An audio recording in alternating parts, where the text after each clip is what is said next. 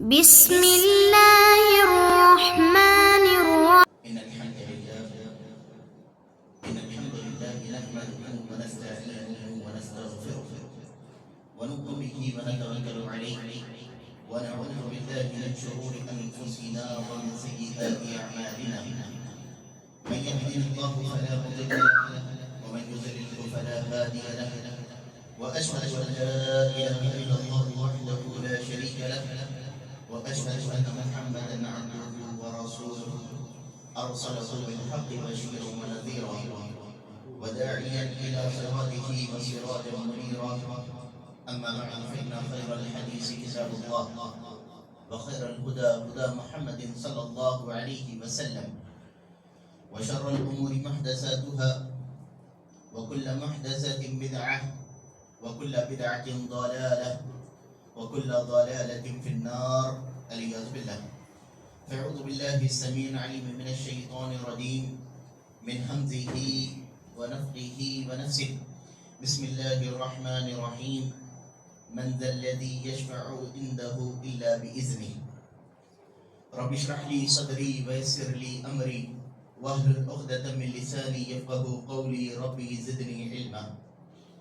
تمام قسم کی حمد و ثنا، کبریائی، بزرگی اور بڑائی لائق و سزاوار ہو اسی اللہ وحدہ لا شریک کے لیے جو خالق ہے ساری کی ساری کائناتوں کا، مالک ہے ارض و سما کا، رازق ہے جن و انس کا، قادر ہے بحر و بر کا، مقتدر ہے شجر و حجر کا. کیا نباتات، کیا جمادات، کیا حیوانات، کائنات کا ذرہ ذرہ اسی کے حکم و اشارے کا محتاج ہے.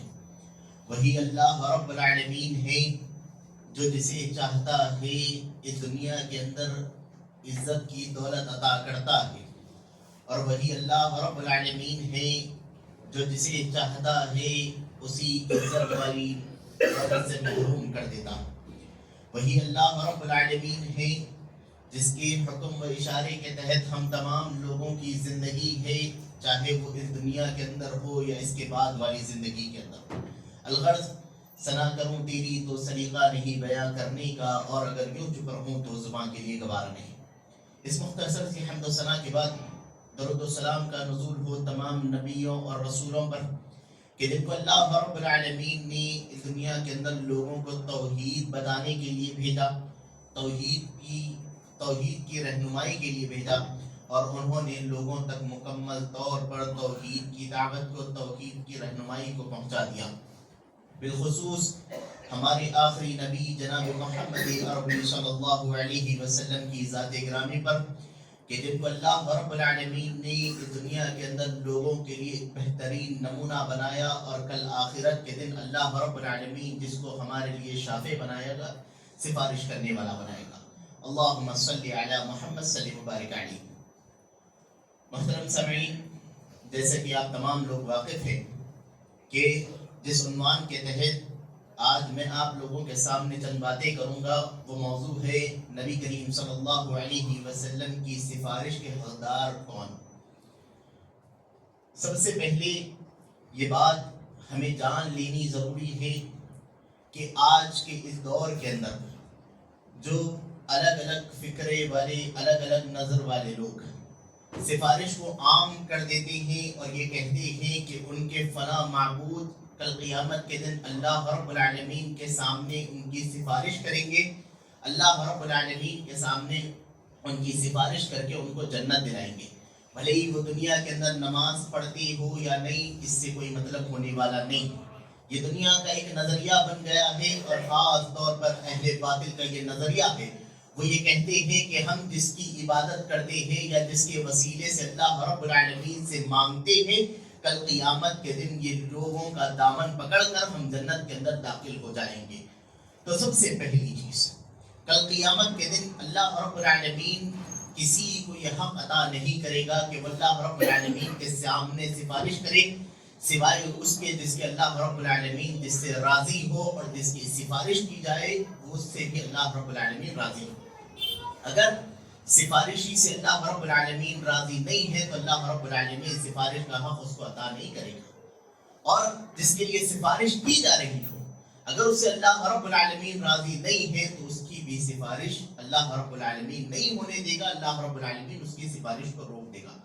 تو سفارش پانے کے لیے سب سے پہلی شرط یہ ہے کہ ہم اپنے آپ کو اس قابل بنائیں، دین اسلام پر اپنے آپ کو اس قابل بنائیں کہ اللہ رب العالمین ہمارے لیے سفارش کا موقع عطا کرے۔ اللہ رب العالمین قرآن کے اندر جا بجا بہت ساری آیتوں کے اندر اللہ رب العالمین یہ بات واضح کرتا ہے، کل قیامت کے دن اللہ رب العالمین کی اجازت کے بغیر کوئی سفارش نہیں کر سکے گا۔ اللہ رب العالمین کہتا ہے قل للہ الشفاعۃ جمیعا، تمام کی تمام سفارشیں اللہ رب العالمین کے لیے۔ دوسری آیت کے اندر اللہ رب العالمین کہتا ہے من ذا الذی یشفع عنده الا باذنہ، کون ہے وہ جو اللہ رب العالمین کے پاس اس کی اجازت کے بغیر سفارش کر سکے گا۔ اللہ رب العالمین چیلنج کرتا ہے اور اللہ رب العالمین کہتا ہے کہ کون ہے وہ جو اللہ رب العالمین کے پاس اس کی اجازت کے بغیر سفارش کر سکے گا۔ اس کے بعد اللہ رب العالمین کہتا ہے وَأَنذِرْ بِهِ الَّذِينَ يُخَالِفُونَ أَن يُحْشَرُوا إِلَىٰ رَبِّهِمْ لَيْسَ لَهُم مِّن دُونِهِ وَلِيٌّ وَلَا شَفِيعٌ لَعَلَّهُمْ يَتَّقُونَ کہ اللہ رب العالمین سے یہ دلو، اللہ کے رسول صلی اللہ علیہ وسلم آپ ان لوگوں کو ڈرا دیجیے جو دین اسلام کی مخالفت کرتے ہیں، یہ جو چاہتے ہیں کہ کل قیامت کے دن اللہ رب العالمین ان کے لیے سفارش ہی بنائے۔ اگر وہ یہ امید رکھتے ہیں تو آپ ان کے سامنے یہ کہہ دیجئے کہ کل قیامت کے دن کوئی اور اللہ رب العالمین کے پاس سفارشی نہیں ہوگا، تاکہ وہ ان کے دل میں اللہ رب العالمین کا ڈر پیدا ہو۔ ایسی اللہ رب العالمین جا بجا بہت ساری آیتوں کے اندر یہ بات واضح کرتا ہے کہ کل قیامت کے دن اللہ رب العالمین کسی کو سفارش کا حق نہیں دے گا، کوئی بھی بندہ اللہ رب العالمین کے پاس سفارش نہیں کر سکے۔ لیکن ایسے ہی موقع پر اللہ کے رسول صلی اللہ علیہ وسلم ایک ایسی شخصیت ہے جس کو اللہ رب العالمین نے سفارش کا بڑا ہی بہترین موقع دیا۔ اللہ رب العالمین ان کے لیے سب سے بڑی سفارش کا حق رکھے گا۔ اللہ رب العالمین ان کو شفاعت عظمیٰ عطا کرے گا۔ اب یہ شفاعت عظمیٰ کیا ہے؟ کل قیامت کے دن حشر کے میدان میں ہر کوئی انسان جمع ہوگا، آپ جمع ہوں گے، میں جمع ہوں گا۔ اللہ رب العالمین ہر انسان کے گناہوں کے مطابق اس کو پسینوں کے اندر ڈبا دے گا۔ کوئی ٹخنوں کے برابر پسینوں کے اندر ڈوبا، کوئی گھٹنوں کے برابر پسینوں کے اندر ڈوبا، کوئی کمر کے برابر پسینوں میں ڈوبا، سورج بالکل قریب کر دیا جائے گا، کوئی مکمل طور پر پسینوں میں ڈوبا ہوا ہوگا۔ ایسے وقت میں لوگ پریشان ہوں گے، حضرت آدم علیہ السلام کے پاس جائیں گے اور کہیں گے کہ حضرت آدم علیہ السلام آپ اس دنیا کے پہلے انسان ہیں، اللہ رب العالمین نے آپ کو اپنے ہاتھوں سے بنایا، اللہ رب العالمین نے آپ کو فرشتوں پہ فوقیت دی، اللہ رب العالمین نے آپ کو نام سکھائے، اللہ رب العالمین آپ سے راضی تھا، اللہ رب العالمین نے آپ کو نام سکھائے اور اللہ رب العالمین نے آپ کو اپنے ہاتھوں سے بنایا۔ لہذا آپ ہمارے یہاں اللہ رب العالمین کے سامنے سفارش کریں، آپ اللہ رب العالمین سے سفارش کریں کہ وہ ہمارا حساب و کتاب شروع کریں۔ حضرت آدم علیہ السلام کہیں گے کہ نہیں، میں اللہ رب العالمین کے پاس سفارش نہیں کر سکتا، مجھے دنیا کی اپنی غلطیاں یاد ہیں جو دنیا کے اندر میں نے کی تھی، یا وہ غلطیاں جو مجھے یاد ہیں، وہ غلطیاں مجھے یاد ہیں جس کو اللہ رب العالمین نے منع کیا تھا اور میں نے وہ کیا تھا، لہذا آج میں سفارش نہیں کروں۔ کس نے سفارش سے انکار کیا؟ وہ جو دنیا کے سب سے پہلے انسان جس کو فرشتوں نے سجدہ کیا، وہ انسان کہتے ہیں کہ آج اللہ رب العالمین کے پاس میں سفارش نہیں کروں گا۔ اس کے بعد وہ کہتے ہیں کہ تم حضرت نوح علیہ السلام، اللہ رب العالمین نے ان کو پہلا رسول بنایا، اللہ رب العالمین نے ان کو رسالت کا منصب دیا، تو لہذا لوگ حضرت نوح علیہ السلام کے پاس گئے۔ حضرت نوح علیہ السلام کون؟ دنیا کے اندر جنہوں نے 950 سال دعوت کا کام کیا، 950 سال انہوں نے دعوت دی، وہ جائیں گے، لوگ جائیں گے اور حضرت نوح علیہ السلام سے کہیں گے کہ اے نوح، آپ دنیا کے پہلے رسول ہیں، اللہ رب العالمین نے دنیا میں پہلی مرتبہ رسالت آپ کو عطا کی تھی، آپ سے اللہ رب العالمین راضی، آپ ہماری سفارش کی تھی۔ حضرت نوح علیہ السلام کہیں گے کہ آج اتنی بڑی سفارش میں نہیں کر سکتا، مجھے اپنی دنیا کی غلطیاں یاد ہیں، میں سفارش نہیں کر سکتا۔ کس نے انکار کیا؟ حضرت نوح علیہ السلام، نبیوں میں پہلی مرتبہ جس کو رسالت دی۔ تیسرا لوگ اس کے بعد حضرت نوح علیہ السلام کہیں گے کہ تم جاؤ ابراہیم کے پاس. ابراہیم کو اللہ رب العالمین نے دوست بنایا. ابراہیم اللہ رب العالمین کے خلیل ہیں, پکی دوستی ہے. جاؤ ابراہیم علیہ السلام سے سفارش کا مطالبہ کرو. لوگ آئیں گے, حضرت ابراہیم علیہ السلام کے پاس آئیں گے. اولو العزم پیغمبر جس کو اللہ رب العالمین نے دنیا کے اندر پیغمبروں میں سب سے بڑا مقام جن کو عطا کیا, ابو الانبیاء جن کو کہا جاتا ہے, آئیں گے. انبیاء کے باپ ہیں, نبیوں کے باپ جن کو کہا جاتا ہے, ان کے سامنے کہیں گے کہ ابراہیم ہماری سفارش. ابراہیم علیہ السلام کیا کہیں گے؟ کہیں گے کہ آج اتنی بڑی سفارش میں نہیں کر سکتا. دنیا کی میری غلطیاں مجھے یاد ہیں, میں نے جو دنیا کے اندر غلطیاں کی تھی وہ مجھے یاد ہے, اور مجھے اس بات کا ڈر ہے کہ کہیں اللہ رب العالمین میری غلطیوں کا مواخذہ نہ کر لے. ابراہیم علیہ السلام کہیں گے کہ تم جاؤ موسیٰ علیہ السلام کے پاس. وہ اللہ رب العالمین کے قریب تھے, اللہ رب العالمین سے بات کیا کرتے تھے, اللہ رب العالمین نے ان کو اعزاز دیا. لوگ حضرت موسیٰ علیہ السلام کے پاس آئیں گے. حضرت موسیٰ علیہ السلام آ کر کہیں گے کہ اے موسیٰ, آپ اللہ رب العالمین سے بات کرتے تھے, آپ کو اللہ رب العالمین نے شرف بخشا تھا, لہذا آج آپ بات کریے اور اللہ رب العالمین سے سفارش کیجیے کہ ہمارا حساب و کتاب شروع کر دیا جائے. حضرت موسیٰ علیہ السلام نبیوں میں سب سے بڑا درجہ پانے والے جو 5 نبی ہیں ان میں سے ایک, کہیں گے کہ آج میں سفارش نہیں کر سکتا کیونکہ مجھے اپنی دنیا کی غلطیاں یاد ہیں. وہ اپنی دنیا کی غلطیاں گنائیں گے اور کہیں گے کہ جاؤ عیسیٰ سے, ہو سکتا ہے کہ وہ تمہاری سفارش کریں. لوگ آئیں گے, حضرت عیسیٰ علیہ السلام کے پاس آئیں گے, کہیں گے کہ اے عیسیٰ علیہ السلام, آپ کو اللہ رب العالمین نے اولو العزم پیغمبروں میں سے بنایا, لہذا آپ ہمارے لیے سفارش کیجیے. اللہ رب العالمین سے کہیے کہ ہمارا حساب و کتاب شروع کر دیں. عیسیٰ علیہ السلام نبی ہے, اللہ رب العالمین ان کے سامنے کھڑے ہونے سے ڈریں گے اور قوم سے کہیں گے کہ میں اس دن کی سفارش نہیں کر سکتا, مجھے اپنی دنیا کی غلطیاں یاد ہیں. جاؤ محمد صلی اللہ علیہ وسلم کے پاس جاؤ. اللہ رب العالمین نے ان کے اگلے اور پچھلے تمام گناہوں کو معاف کر دیا. جاؤ ان سے کہو کہ وہ اللہ رب العالمین کے پاس سے. لوگ آئیں گے, اللہ کے رسول صلی اللہ علیہ وسلم کے سامنے کھڑے ہوں, کہیں گے کہ اے محمد صلی اللہ علیہ وسلم, آپ ہماری سفارش کیجیے. اب آپ اس حدیث کو آگے غور سے سنیں کہ اللہ کے رسول صلی اللہ علیہ وسلم سے کہیں گے کہ سفارش کیجیے, تو اللہ کے رسول صلی اللہ علیہ وسلم اللہ رب العالمین کے سامنے سجدہ ریز ہو جائیں, سجدے میں گر جائیں, اللہ رب العالمین کی تعریف بیان ہے. اللہ کے رسول صلی اللہ علیہ وسلم کہتے ہیں, بخاری اٹھائیے دیکھیے, اللہ کے رسول صلی اللہ علیہ وسلم کہتے ہیں کہ اللہ رب العالمین مجھے کچھ کلمات سکھائے گا. اللہ رب العالمین مجھے کچھ کلمات سکھائے گا جس کے ذریعے میں اللہ رب العالمین کی تعریف کروں گا, اور جتنی دیر اللہ رب العالمین چاہتا ہے اتنی دیر سجدے میں.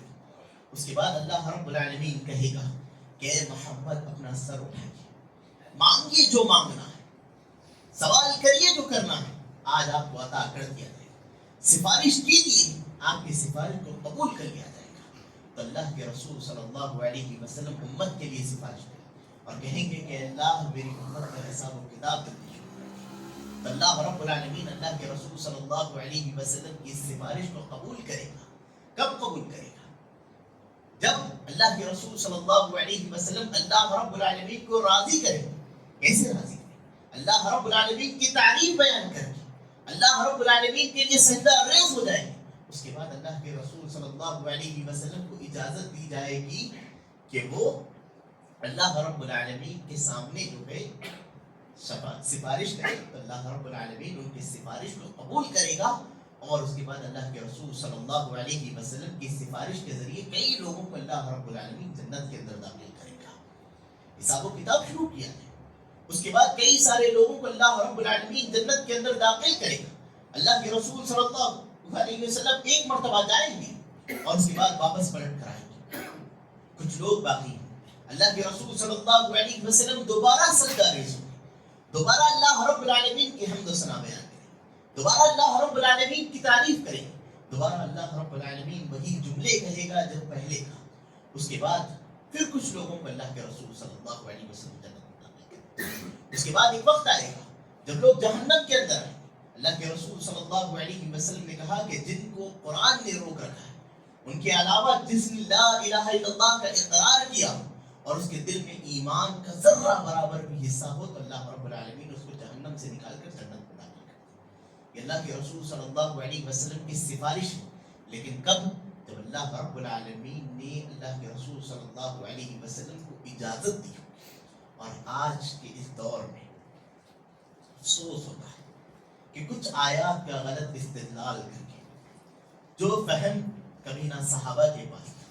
اب دیکھیے ایک بیسک سا اصول ہے، بالکل ایک بنیادی اصول ہے کہ ایک انسان جب وحی نازل ہوتی ہے اس وقت جو انسان اللہ کے رسول صلی اللہ علیہ وسلم کے قریب رہ کر جو چیزیں سیکھ سکتا ہے، کیا اس کے بعد میں آنے والے وہ چیزیں سیکھ سکتے ہیں؟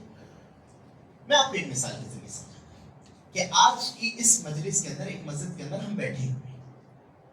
میں نے یہاں پر بیٹھ کر کسی سے مذاق میں کہہ دیا کہ میں تمہیں باہر نکلنے کے بعد ماروں گا. اب یہاں جتنے لوگ بیٹھے ہوئے ہیں ان تمام لوگوں کو یہ بات معلوم ہے کہ میں نے یہ مذاق میں کہا. باہر نکلنے کے بعد کوئی کیا یہ کہہ سکتا ہے یا الزام لگانے والا یہ الزام لگا سکتا ہے کہ فلاں نے فلاں کو مارنے کی دھمکی دی تھی؟ تو یہ الزام لگانے والے سے بہتر آپ لوگ سمجھ سکتے ہیں یا نہیں؟ کیوں؟ کیونکہ آپ لوگ یہاں پر سامنے بیٹھے ہوئے. تو صحابہ کرام کا معاملہ یہی تھا. دین کی بنیاد سلف صالحین سے لینا کیوں؟ کیونکہ صحابہ کرام وہی نازل ہوتے وقت وہی سامنے بیٹھے اور جس طریقے سے وہ سمجھ سکتے ہیں کہ شاید ہی کوئی اور سمجھ سکتا ہے. تو اسی لیے جب صحابہ کرام نے ایسی شفاعت کا مفہوم نہیں لیا تو کیا ہمارے لیے جائز ہے کہ ہم ایسی سفارش کا مفہوم لیں اور بالکل غافل ہو جائیں؟ آج دیکھیے آپ جو غیر مسلکی لوگ ہیں کیا معاملہ ہے، نماز سے غافل، روزوں سے غافل، اللہ رب العالمین کی عبادتوں سے غافل. اور جب ان کو عبادت کی طرف دعوت دی جاتی ہے تو ان کی زبانوں پر یہ الفاظ ہوتے ہیں کہ ہم فلاں کا دامن پکڑ کے جنت کے اندر چلے جائیں. ہمیں عبادتوں کی ضرورت نہیں، ہم ان کی خبروں پر جا کر سجدے کریں گے اور وہ کل قیامت کے دن ہمیں جنت میں لے جائیں گے. کیا ایسا ممکن ہے؟ اس حدیث کو سننے کے بعد بھی کیا آپ تمام لوگوں کو لگتا ہے کہ ایسا ممکن ہے؟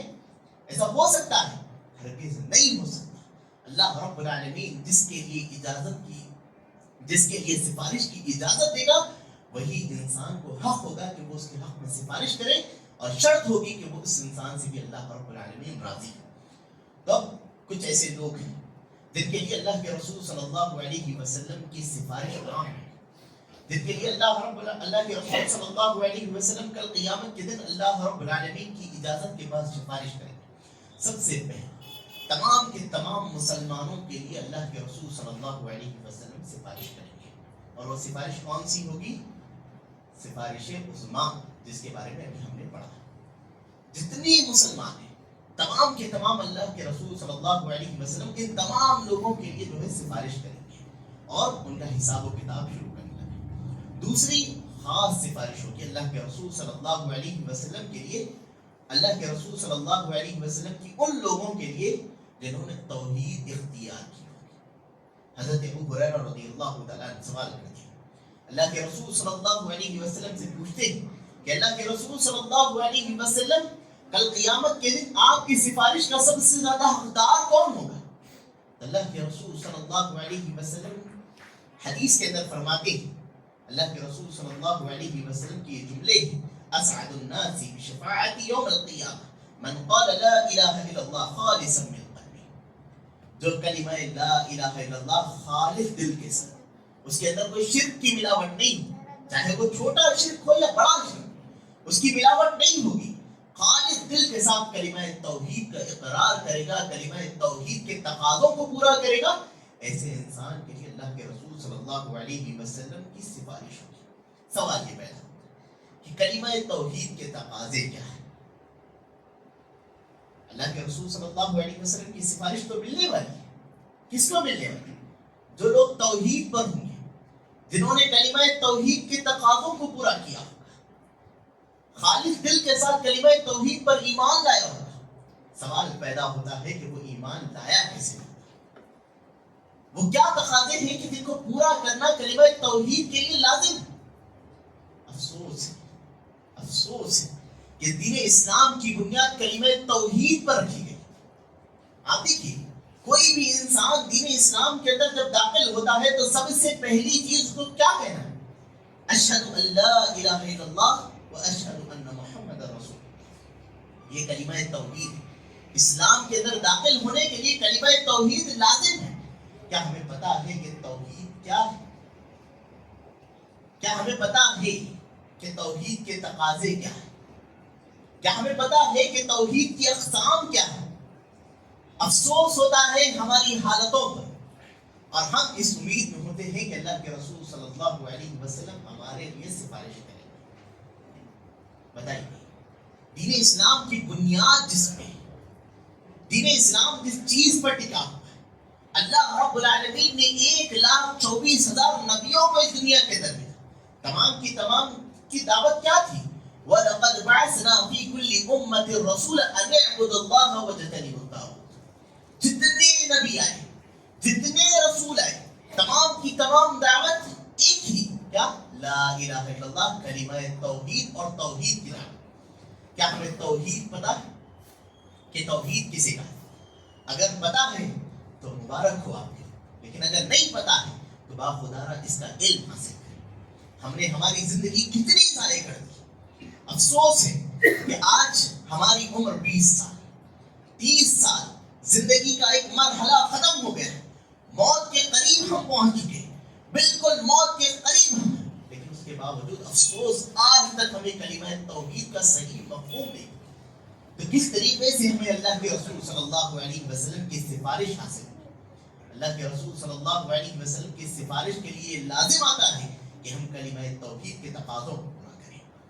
دوسری چیز، جن کو اللہ کے رسول صلی اللہ علیہ وسلم کی شفاعت یا سفارش نصیب ہوگی، وہ لوگ ہوں گے جو اذان کے بعد دعا پڑھیں گے، اذان کے بعد کی دعا پڑھیں۔ اللہ کے رسول صلی اللہ علیہ وسلم کی بے شمار احادیث ہیں جس کا مفہوم یہ ہے کہ جو کوئی اذان کا جواب دیتا ہے اور اس کے بعد اللہ کے رسول صلی اللہ علیہ وسلم پر دعا درود بھیجتا ہے، اور اس کے بعد اذان کے بعد کی جو دعا ہے، اللہم رب هذه الدعوة التامة والصلاة القائمة آتِ محمدا الوسیلة والفضیلة وبعثه المقام محمودا الذی وعدہ، یہ دعا پڑھتا ہے تو اللہ کے رسول صلی اللہ علیہ وسلم نے فرمایا حلت له شفاعت یوم القیامہ، کل قیامت کے دن اللہ رب العالمین اس کے لیے میری سفارش کو حلال کر دے، یعنی اللہ کے رسول صلی اللہ علیہ وسلم اس کے لیے سفارش کریں گے۔ اس کے بعد تیسرے وہ لوگ جو اللہ کے رسول صلی اللہ علیہ وسلم کی سفارش کے حقدار ہیں، وہ صبح شام 10 مرتبہ اللہ کے رسول صلی اللہ علیہ وسلم کے سامنے اللہ کے رسول صلی اللہ علیہ وسلم کے لیے درود السلام پڑھتے ہیں۔ میں نے آپ کے سامنے ان چیزوں کو لانے کی کوشش کی ہے جو ایک عام انسان کی زندگی کے اندر بہت زیادہ آسان۔ صبح 10 مرتبہ اللہ کے رسول صلی اللہ علیہ وسلم پر درود بھیج دیا، شام میں 10 مرتبہ اللہ کے رسول صلی اللہ علیہ وسلم پر درود بھیج دیا، تو اللہ کے رسول صلی اللہ علیہ وسلم نے فرمایا ادرکتہ شفاعتی یوم القیامہ، کل قیامت کے دن اس کو میری سفارش مل جائے گی۔ بالکل آسان تھا، اللہ کے رسول صلی اللہ علیہ وسلم کی سفارش پانے کے لیے بالکل آسان تھا۔ کیا؟ صبح 10 مرتبہ درود السلام بھیجنا ہے اور شام میں 10 مرتبہ اللہ کے رسول صلی اللہ علیہ وسلم پر درود السلام بھیجنا ہے۔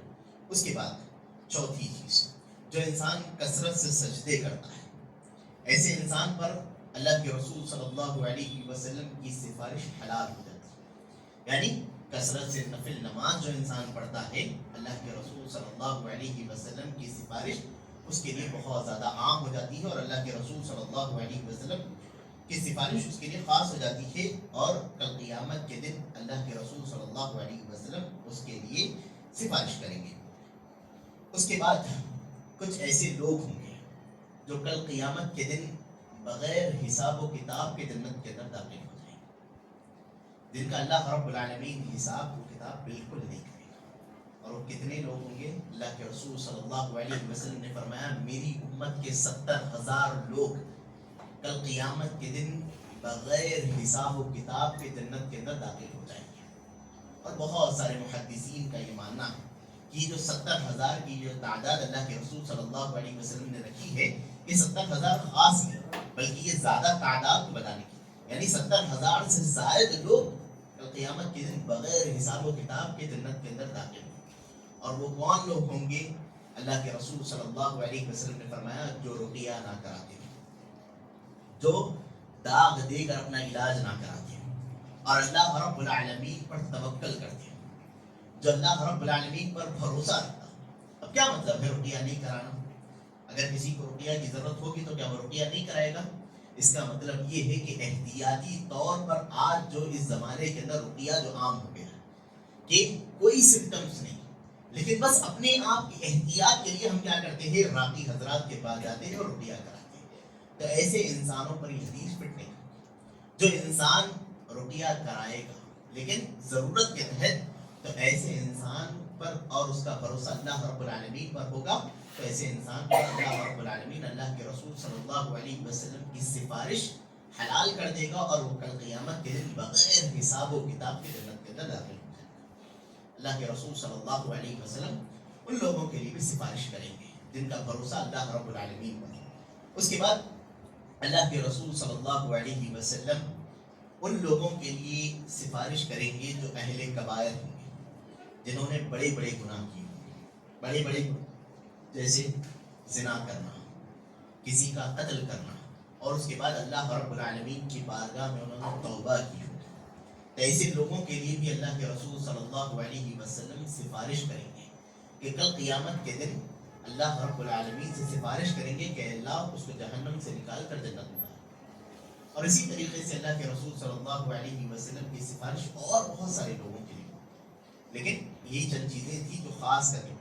اب اس کے علاوہ آج کی اس دنیا کے اندر ایک دوست کے لیے قیامت کے دن اللہ رب العالمین بہت سارے لوگوں کو سفارش کا موقع دے گا. اللہ کے رسول صلی اللہ علیہ وسلم کے علاوہ بھی اور بھی لوگ سفارش کریں گے کل قیامت کے دن. اس میں سے ایک دوست ہوگا جو اپنے دوست کے لیے سفارش کرے گا. ایک دوست جنت میں جا رہا ہوگا اور ایک دوست جہنم میں جا رہا ہوگا. ایسے وقت میں دوست اللہ رب العالمین کے سامنے کہے گا کہ اے اللہ وہ میرا دوست وہ جہنم میں جا رہا ہے اور میں جنت میں جا رہا ہوں، لہذا تو بھی اسے جنت کا مستحق بنا دے. اللہ رب العالمین اس کی سفارش کو قبول کرے گا اور اس کو جو ہے جنت کے اندر داخل کر دے گا. لیکن کس بنیاد پر؟ کہ جس کی سفارش ہو رہی ہو اس سے اللہ رب العالمین راضی ہو. دنیا کے اندر کئی سارے معاملات ایسے ہوتے ہیں کہ جن کے کرنے کے بعد ہم جہنم کے مستحق ٹھہر جاتے ہیں. بہت سارے ایسے گناہ ہیں جو ہم جان کر کرتے ہیں، جیسے مثال کے طور پہ کبیرہ گناہ، نماز کا چھوڑنا، جو آج ہماری اس امت کے اندر سب سے عام گناہ، اور لوگ اس کو گناہ تصور بھی نہیں کرتے. اللہ کے رسول صلی اللہ علیہ وسلم نے کیا فرمایا؟ من ترک الصلاۃ متعمدا فقد کفر. جس نے جان بوجھ کر ایک نماز چھوڑی، کتنی؟ ایک نماز چھوڑی، جان بوجھ کر ایک نماز چھوڑی، فقد کفر، تو اس نے کفر کر دیا، وہ انسان دین اسلام سے خارج ہو. دوسری حدیث کے اندر اللہ کے رسول صلی اللہ علیہ وسلم نے فرمایا العہد الذی بیننا وبینہم الصلاۃ، کہ ہمارے اور منافقین کے درمیان جو عہد و پیمان ہے یہ نماز ہے. فمن ترکها فقد کفر، جس نے اس نماز کو چھوڑ دیا اس نے کفر کر دیا. اسی احادیث کو بنیاد بنا کر علماء کرام کے درمیان اختلاف ہے. اختلاف اور سے سنیے. علماء کرام اختلاف کرتے ہیں کہ اگر کوئی شوہر نمازی ہے اور اس کی بیوی نمازی نہیں ہے، اس کی بیوی نماز نہیں پڑھتی ہے، تو علماء کا اختلاف ہے کہ ان کے درمیان وہ رشتہ باقی ہونا ہے یا نہیں. میاں بیوی کا جو رشتہ ہے وہ باقی ہونا ہے یا نہیں ہونا. کیوں؟ کیونکہ نماز پڑھنے والا مرد مومن ہے اور بے نمازی عورت کافر، اور ایک مسلمان اور کافر کے بیچ میں کبھی بھی رشتہ نہیں ہو سکتا. اسی طریقے سے اگر کوئی عورت نمازی ہے اور اس کا شوہر غیر نمازی ہے تو اس بارے میں بھی اختلاف ہے کہ ان کا نکاح باطل ہو جائے گا یا باقی رہے گا. شیخ سلیمان الرحیلی حفظہ اللہ کہتے ہیں کہ جو کوئی نماز چھوڑتا ہے، جان بوجھ کر نماز چھوڑتا ہے، اس کو چاہیے کہ وہ پہلے توبہ کرے اور دوبارہ کلمہ پڑھے اور اس کے بعد اسلام کے داخل.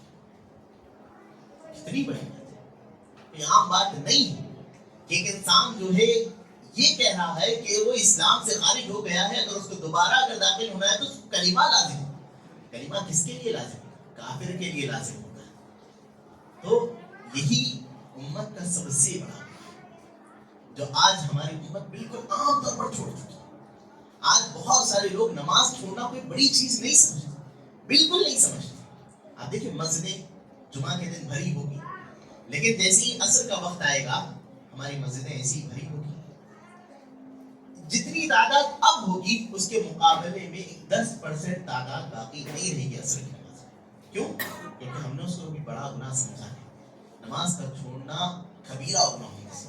تو ایسے گناہوں کی وجہ سے انسان جو ہے جہنم میں چلا جاتا ہے. اور ایک کافر جب جہنم میں جائے گا تو کہ اللہ کے رسول صلی اللہ علیہ وسلم کی سفارش اس کو نصیب ہوگی. اللہ کے رسول صلی اللہ علیہ وسلم کی سفارش اس کو ملے گی جو انسان کفر کی حالت میں بے نمازی مرتا ہے. تو کہ اللہ کے رسول صلی اللہ علیہ وسلم کی سفارش اس کو ملنے والی.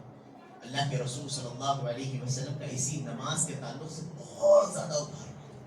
اب دیکھیں اللہ کے رسول صلی اللہ علیہ وسلم مرض الموت ہے. آپ صلی اللہ علیہ وسلم مرنے کے قریب ہیں. آپ صلی اللہ علیہ وسلم کی جان نکلنے والی، لیکن آپ صلی اللہ علیہ وسلم کی زبان پر کیا الفاظ ہیں؟ الصلاۃ الصلاۃ وما ملکت ایمانکم. کہ لوگوں نماز کی حفاظت کرو، اے لوگوں نماز کی حفاظت کرو، اور جو تمہارے ماتحت ہیں ان لوگوں کے تم اچھے ان کے ساتھ اچھا کرو. اللہ کے رسول صلی اللہ علیہ وسلم کے ساتھ اتنے معاملات، اتنی تکالیف دی گئی.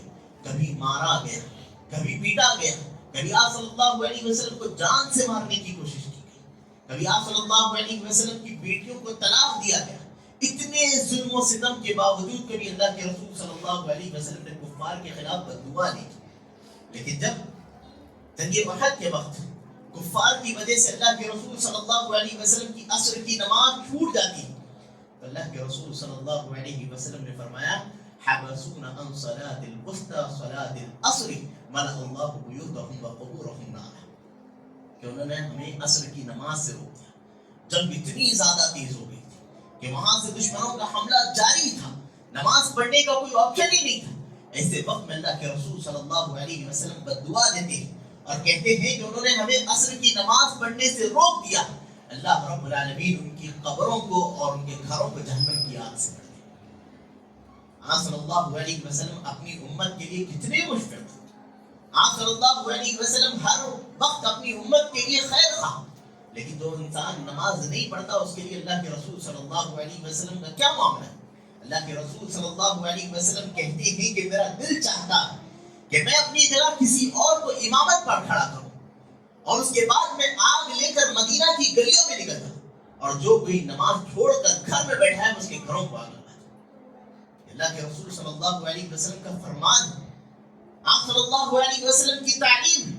آپ صلی اللہ علیہ وسلم نماز چھوڑنے والے پر اتنا زیادہ غصہ ہوتے تھے تو جب ہماری خود کی امت اپنے آپ کو مسلمان کہنے والی، اپنے آپ کو دعوے دار بتاتی ہے کہ ہم سلف صالحین کے طریقے پر ہیں، ہم اہل الحدیث ہیں، ہم سلفی ہیں، لیکن ہماری اکثریت نماز کو چھوڑ کر بیٹھی. سلف کا کیا معاملہ تھا؟ وہ کبھی ایک مرتبہ بھی نماز نہیں چھوڑتے. سعید بن مسیب رحمہ اللہ کے بارے میں آتا ہے 40 سال تک انہوں نے تکبیر اولیٰ کے ساتھ نماز پڑھی. کتنے سال تک؟ 40 سال تک. مؤذن مسجد میں بعد میں آتا تھا لیکن اس سے پہلے وہ مسجد کے اندر موجود رہتے تھے. یہ ہے ہمارے اسلاف کے طریقے پر چلیں. اگر ہمارے معاملات ایسے ہی تو آپ خود ہوش کے ناخن لیجیے اور سوچ کر دیکھیے کہ کیا کل قیامت کے دن اللہ کے رسول صلی اللہ علیہ وسلم کی سفارش ہمیں ملے گی؟ اللہ کے رسول صلی اللہ علیہ وسلم خود ہم سے ناراض ہو. کن لوگوں سے ناراض ہو؟ ان لوگوں سے جنہوں نے قرآن کو پڑھنا چھوڑ دیا ہوگا، قرآن کو سمجھنا چھوڑ دیا.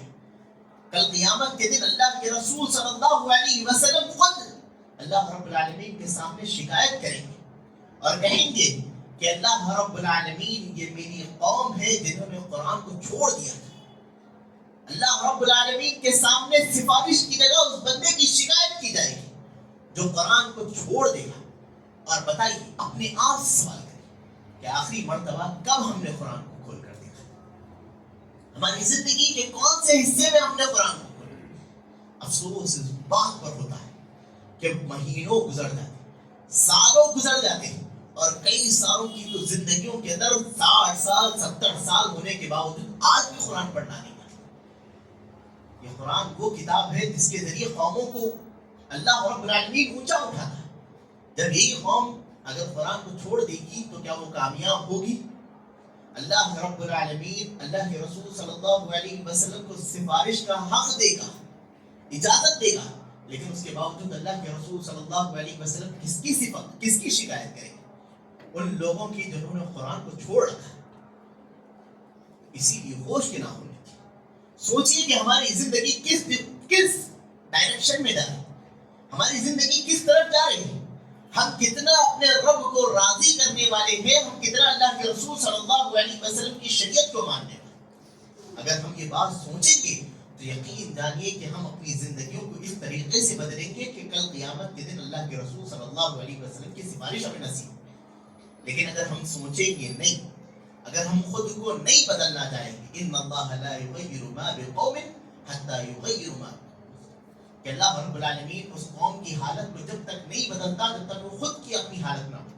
جب تک اگر ہم اپنی حالتوں کو تبدیل نہیں کریں گے ہماری زندگی کے اندر کوئی چیز بدلنے والی نہیں ہے۔ یہی چند چیزیں تھیں جو میں آپ کے سامنے رکھنا چاہتا تھا۔ اللہ رب العالمین سے دعا گو ہوں کہ باری تعالیٰ سنی ہوئی باتوں پر عمل کرنے کی توفیق عطا فرمائے۔ باری تعالیٰ تو ہم سب کو کل قیامت کے دن اللہ کے رسول صلی اللہ علیہ وسلم کی سفارش نصیب فرمائے۔ باری تعالیٰ کل قیامت کے دن اللہ کے رسول صلی اللہ علیہ وسلم کے ہاتھوں سے حوض کوثر نصیب فرمائے۔ باری تعالیٰ جو ہمیں کے پریشان ہیں ان کی پریشانیوں کو دور فرما، جو ہمیں کے بیمار ہیں باری تعالیٰ تو ان کی بیماریوں کو دور فرما، ان کو شفائے کاملہ عاجلہ دائمہ مستمرہ نصیب فرما۔ باری تعالیٰ جو ہمیں کے مقروض ہیں ان کے قرض کی ادائیگی کے لیے بہترین انتظام فرما۔ باری تعالیٰ جو ہمیں کے سود میں ڈوبے ہوئے باری تعالیٰ تو ان کو اس سود سے آزاد کر دے۔ باری تعالیٰ جو ہمیں کی مائیں اور بہنیں صحیح رشتوں کی تلاش میں ہیں باری تعالیٰ تو ان کے لیے صحیح رشتے میسر فرما، اور جو ہم میں کے مرد نکاح کی خواہش رکھتے ہیں ان کے لیے صحیح اسباب مہیا فرما۔ اقول قولی ھذا استغفر اللہ لی ولسائر المسلمین من کل ذنب، وآخر دعوانا الحمد للہ رب العالمین، والسلام علیکم ورحمۃ اللہ وبرکاتہ۔